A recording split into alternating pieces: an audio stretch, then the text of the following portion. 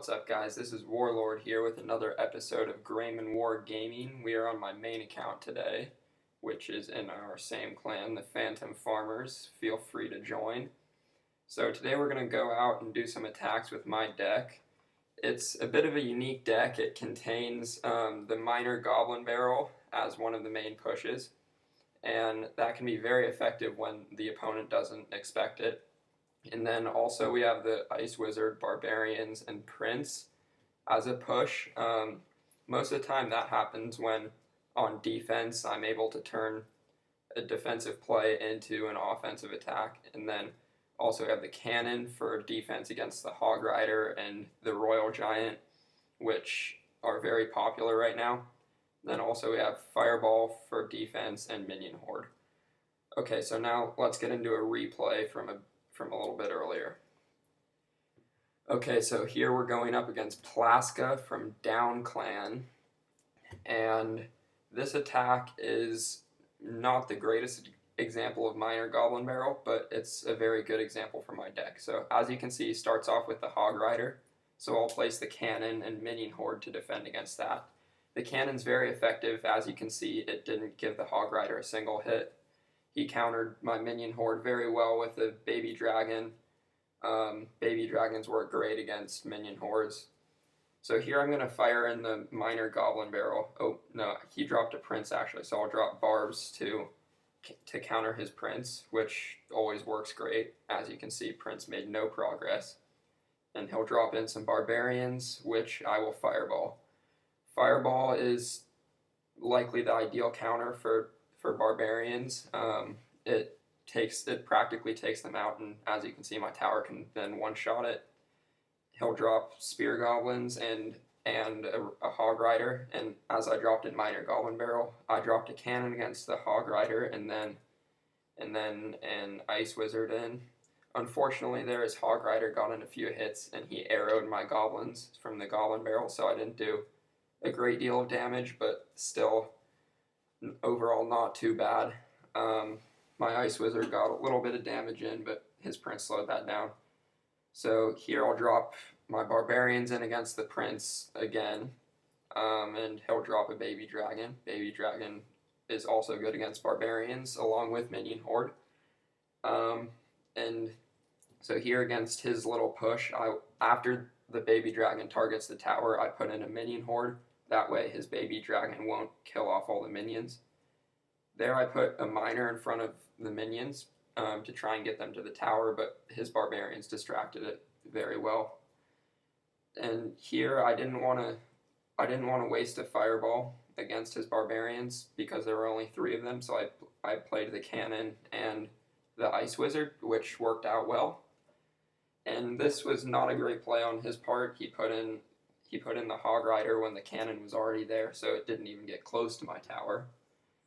And he pushed with the Prince on the left, so I put in Minion Horde, which worked well, as you can see, and his Baby Dragon doing well against my Barbarians.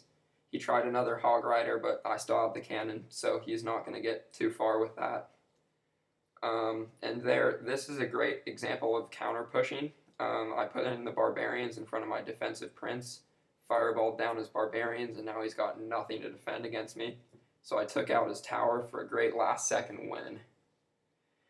And with 3 seconds left, not really too much he can do. Okay, so after seeing that replay, let's get into some live attacks.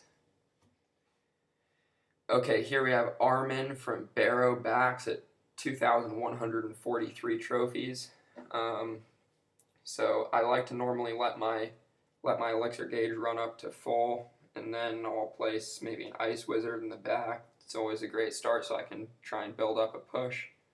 He'll put down an elixir collector, so I'll drop in a Prince and Minion Horde to try and get some good damage right off the bat. Barbarian's not a great counter there, but the Fireball did some good work, so he'll stop my push. Maybe my Ice Wizard will get a little bit of damage off. Yeah, a little bit, but not too much. Ice Wizard on its own is not all that good. Okay, so here we go in with a Minor Goblin Barrel. If this works, it can be lethal. So he kind of did a delayed minions there, and as you can see, it nearly took out his tower all on its own. But now we have his push to deal with. He's got a giant, minions, and a wizard coming in. Although I stopped that fairly well, he got a bit of damage, but overall not too bad. As you can see, his tower is at 667 and mine is at 1402, so overall a good trade.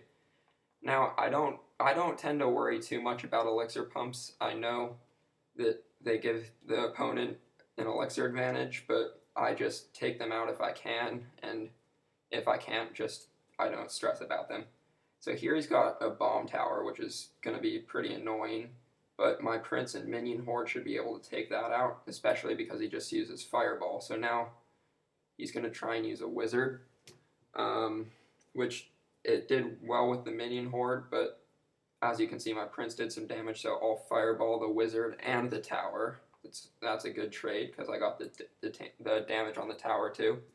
And I have a level 7 fireball, which is pretty high for a level 8. So my fireball can one-shot a level 6 wizard and a lot of the level 6 epics. That prince was a bit of a waste. I didn't really need him.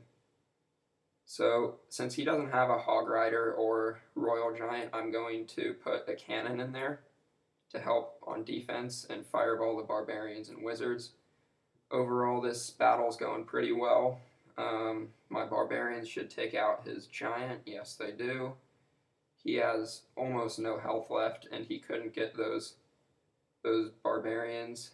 So I'm going to minor goblin barrel the tower, and I should take it out.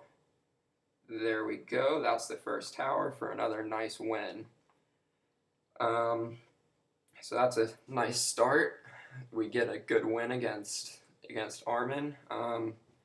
Only for 19 trophies, which is not very good because he was well below me. As you can see, I have 2,283 trophies. Most of the time I like to be up around 2,500 or higher, but I've been on a bit of a losing streak lately, so I'm down pretty low. So hopefully I can get a few more wins in here and get back up higher in trophies. As you can see, my personal record is 2740, so I'm a bit off of that right now. So let us get into another battle. So we'll throw him a good luck. This is Kevin Olaf from Guncraft at 2318. He seems a little bit mad there, but he says good luck, so we'll throw him a thanks. So we will start once again with the Ice Wizard, and then I think we're just going to go ahead and push on him because he has a baby dragon in on the other side, which on its own is not too scary. So we have a very big push coming in here, and he doesn't seem to be countering it too well. So as you can see there, we got just a lot of damage off on his tower to begin with. It's already down to 1204. And it's always nice to get good damage on that first push. We'll drop a minion horde in there to save our tower some health. And he will arrow it. So now, since he used his arrows, we're going to go ahead and push in with our minor goblin barrel. Because really a good defense against the minor goblin barrel is any type of spell, whether it be zap or arrows or a fireball.